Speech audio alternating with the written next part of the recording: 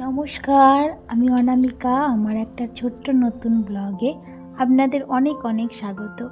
আজকে হচ্ছে শুক্রবার, তা আজকে একটা সুন্দর ব্লগ আপনাদের সঙ্গে শেয়ার করছি। সকালবেলা মেয়ের জন্য পাস্তা বানিয়েছি। আজকে যেহেতু শুক্রবার সম্পূর্ণ নিরামিষ, তাই ঘরে ছিল বাঁধাকপি, গাজর আর আলু দিয়ে আর একটু সস বানিয়েছিলাম, ঘরোয়া সস দিয়ে। মেয়ের টিফিনটা প্রথমে আগে রেডি করে নিলাম, ওকে বাসে তুলে দিয়ে আসবো কারণ দেরি হয়ে যাচ্ছে।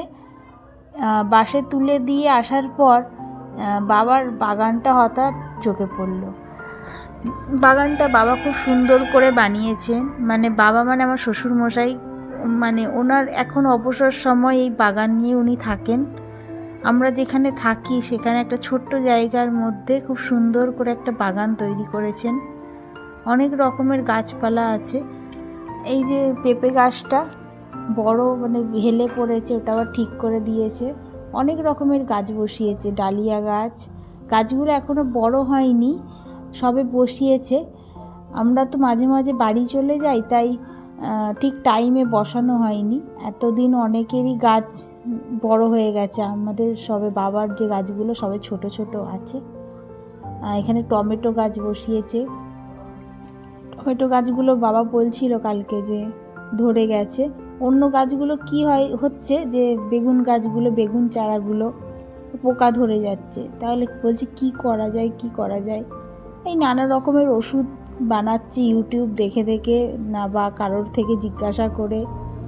আর এই যে স্থলপদ্মটা দেখলেন, স্থলপদ্মটা কিন্তু খুব সুন্দর লাগে ফুলটা। আর এটা হচ্ছে ঝিঙে গাছ।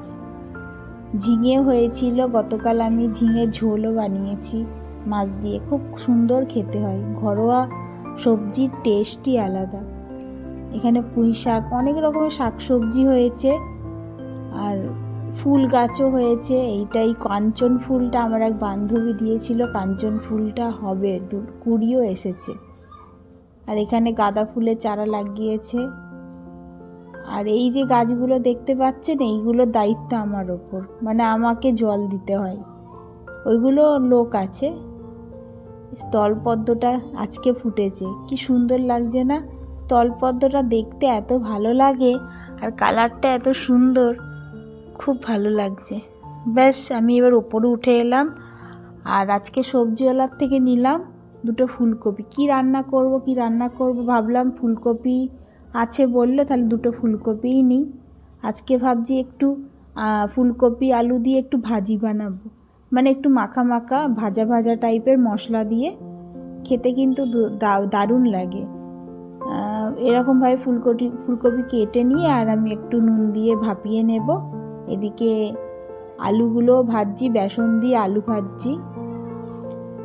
আমার মেয়ে বেগুনও ভাজছি। আমার মেয়ে আসলে এই আলু ভাজা খেতে খুব ভালোবাসে। আর বেগুন ছিল নিরামিষ দিনে, তো কি করব, নানা রকমের ভাজাভুজি, ডাল, এইসবই তো করতে হবে। এই জন্য ওই ভাজি করেছিলাম, আর তার সঙ্গে এই বেগুন ভাজি করেছি, আলু ভাজা করেছি। এই যে আলু সিদ্ধ করে ফুলকপির সঙ্গে মিশিয়ে দিলাম। সিদ্ধ ফুলকপি, পুরোটা সিদ্ধ করিনি, 50% সিদ্ধ করে আলু ফুলকপি একসঙ্গে ভাজছি কালা জিরে ফোড়ন দিয়ে। তার উপরে মশলা দিয়ে ভালো করে বেশ মাখা মাখা হবে। খেতে কিন্তু খুব সুন্দর হয়েছিল। এইটা যে কোনো গরম গরম ভাতের সঙ্গে যেমন ভালো লাগে, আবার রুটি, পরোটা তার সঙ্গেও খুব ভালো জমে। এই যে শেষে এই রকম জিনিসটা এইরকম দাঁড়াবে। একবার বানিয়ে দেখতে পারেন, খেতে কিন্তু ভালো হয়। আমি তো আজকে বানিয়েছিলাম, খেতে কিন্তু খুব ভালো লাগে। সব সময় তো একরকম খাবার ভালো লাগে না, অনেক রকমভাবে আমরা খেয়ে থাকি।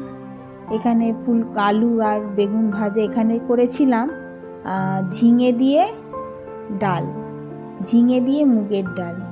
একটাই ঝিঙে ছিল, কি করব, সেই জন্য ভাবলাম ডালে দিই। ডালে ঝিঙে ফেলে খেতে কিন্তু ভালো লাগে। আর এখানে করেছি টমেটো দিয়ে, খেজুর দিয়ে চাটনি। আর এই ছিল আমাদের আজকের লাঞ্চ। ভাত, গরম গরম ভাতের সঙ্গে ডাল ছিল, তারপর ওই যে ভাজা ফুলকপি আলু দিয়ে একটা মাখা মাখা, খেতে কিন্তু খুব ভালো হয়েছিল। নিরামিষ দিনে এইরকম একটা খাবার হলে কিন্তু খুব ভালো লাগে। আর আমার শ্বশুরমশাই মানে বাবার এই ফুলকপি আলু ভাজি খেতে খুব ভালো লাগে। আর সবসময় দেখবেন তরকারি ভালো লাগে না খেতে, এই ঝোল ঝোল তরকারি সবসময় ভালো লাগে না। অনেকেই আছেন যারা একটু এরকম শুকনো শুকনো খাবার খেতে কিন্তু পছন্দ করেন, তা যারা পছন্দ করেন কিন্তু তাদের খুব ভালো লাগবে। এই গরম গরম আসলে আমার রান্না করেই খেতে দিয়ে দিই, খাবার রেখে দেওয়ার দরকার হয় না, কারণ রান্না করতে করতে ধরুন 1টা 10-15 হয়ে যায়, তার খাওয়ার টাইম হয়ে যায়। সেই জন্য গরম গরম ভাত, আর আমার মেয়ে যখন স্কুল থেকে আসে তখনও ভাত গরমই থাকে, কারণ আমি ভাতটা একটু লাস্টের দিকে বানাই, তাই গরমই থাকে। এই আমার লাঞ্চ মেনু তৈরি হচ্ছে, প্রথমে বাবাকে দেব, তারপরে আমরা খাবো সবাই। আর আমার তো শুক্রবারে নিরামিষ, অনেকেই আছো যারা বৃহস্পতিবার নিরামিষ খান। চাটনিটা কিন্তু আমার মেয়ের খুব পছন্দ হয়েছে, বলছিল মা এই চাটনিটা কিন্তু দারুণ হয়েছে। খেজুর দিয়ে আর টমেটো দিয়ে চাটনি কিন্তু খুব দারুণ লাগে, একটু বেশ মাখা মাখা হয় চাটনি, মানে সেই আচারের মতো খেতে লাগে। এই হচ্ছে আমার আজকের খাবার। তাহলে বন্ধুরা, আমার ভিডিওটা কেমন লাগলো অবশ্যই কমেন্ট বক্সে জানাবেন কেমন লাগছে ভিডিওটা। আর আপনারা সবাই খুব ভালো থাকবেন, সুস্থ থাকবেন, দেখা হচ্ছে।